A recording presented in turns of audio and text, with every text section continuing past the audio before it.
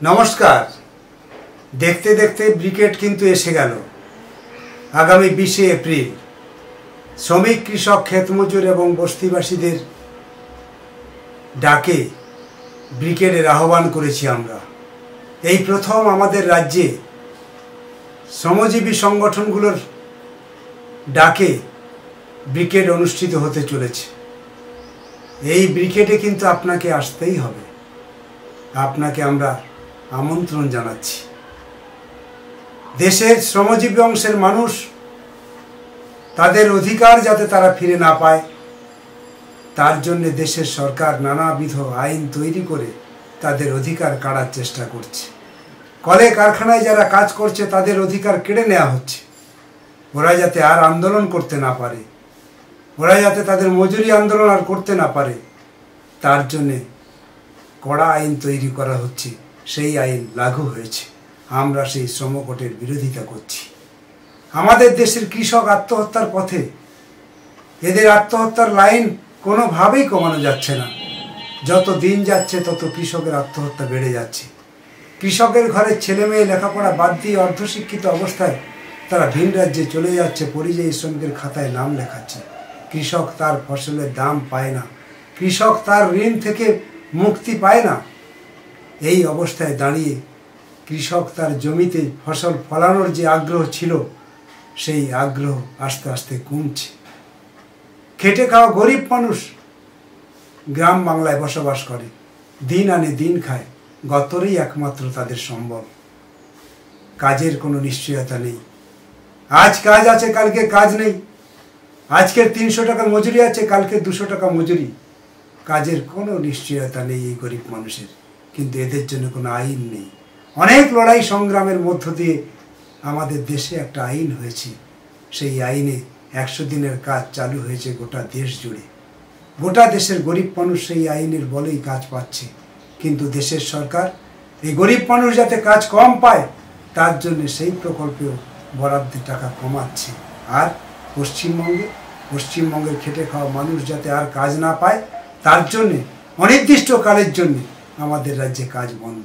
আজকে 3 বছরের বেশি মানুষ কাজ পায় না। 100 দিনের কাজ বন্ধ, অথচ আইনে আছে 3 মাসের বেশি এই কাজ বন্ধ করা যায় না। দেশের সরকার সেই আইন মানে না। সেই আইন ভেঙে দিয়ে 3 বছরের বেশি কাজ বন্ধ করে রেখেছে। অজুহাত দিচ্ছে পশ্চিমবঙ্গের যে সরকারটা আছে, তৃণমূলের সরকার, তারা টাকা চুরি করেছে, টাকা লুট করেছে। এটা বাস্তব। তৃণমূলের নেতা, মন্ত্রীরা, কর্মীরা গরিব মানুষের টাকা লুট করেছে। 100 দিনের কাজের টাকা, হকের টাকা লুট করেছে। সেই লুটের টাকা আদায়ের জন্য গরিব মানুষ প্রাণপণ লড়ে যাচ্ছে, কিন্তু সেই হকের টাকা তারা কোনো দিনের জন্য ফিরে পেল না। সেই 100 দিনের কাজ আবার যদি ফিরে না পায়, তাহলে আমাদের জমিতে যেমন কাজ হারাচ্ছে, তেমনি গরিব মানুষ 100 দিনের কাজ যদি আর না পায়, তাহলে এদের একমাত্র বাইরে যাওয়া ছাড়া, পরিযায়ী শ্রমিকের খাতায় নাম লেখানো ছাড়া আর কোনো রাস্তা খোলা নেই। আমাদের দেশে যে সমস্ত শহরতলিতে বস্তিবাসীতে যারা আছে, এই বস্তিবাসীদের জমি লুট করার পরিকল্পনা করেছে রাজ্যের সরকার। পাট্টা আর দেবে না। খাস ভেস্টের বেনামি জমি যা আছে তা এবার সরকার নিজের অধিগ্রহণে রাখবে। যারা ব্যবসা করতে আসবে কোটিপতি, তাদেরকে ফ্রি পয়সায় কিংবা কম পয়সায় দিয়ে দেবে। কিন্তু খোলা আকাশের নিচে যারা থাকবে, সেই গরিব মানুষ পাট্টা পাবে না। বস্তি উচ্ছেদ আমাদের রাজ্যে চলছে।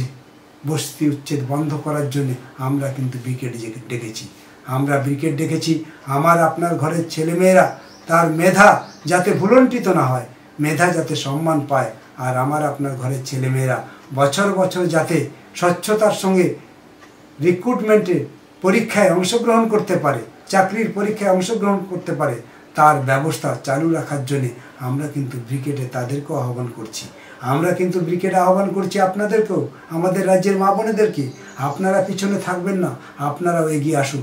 আপনাদের ইজ্জত নিয়ে আমাদের রাজ্যে যেভাবে ছিনিমিনি খেলা হচ্ছে, ওটা আমরা মানতে পারি না। তাই আমাদের এই শ্রেণী সংগঠনগুলো একজোটে আমরা এই গোটা রাজ্য জুড়ে যা অত্যাচার হচ্ছে, গোটা রাজ্যের মানুষ শিক্ষা, স্বাস্থ্য, চিকিৎসা সব কিছুর উপরে যে অত্যাচার নামিয়েছে বিজেপি এবং তৃণমূল, এই দুটো সরকার মিলে, এদের বিরুদ্ধে আমরা তীব্র আন্দোলন গড়ে তুলতে চাই। সেই আন্দোলনের রূপরেখা, সেই আন্দোলনের ইতিহাস তৈরি করার জন্যে ব্রিগেড, সেই ব্রিগেড থেকে আমাদের আন্দোলন গোটা গ্রাম বাংলাতে ছড়িয়ে পড়বে। এই ব্রিগেড যে ইতিহাস হবে, সেই ইতিহাসের সাক্ষী আপনি থাকবেন। এই সুযোগ কিন্তু আপনি হাতছাড়া করবেন না। সেই জন্য আপনাকে আমাদের এই ব্রিগেডে আসার জন্যে আমন্ত্রণ জানাচ্ছি। আমরা অপেক্ষায় রইলাম, আপনারা কিন্তু ব্রিগেডে আসবেন।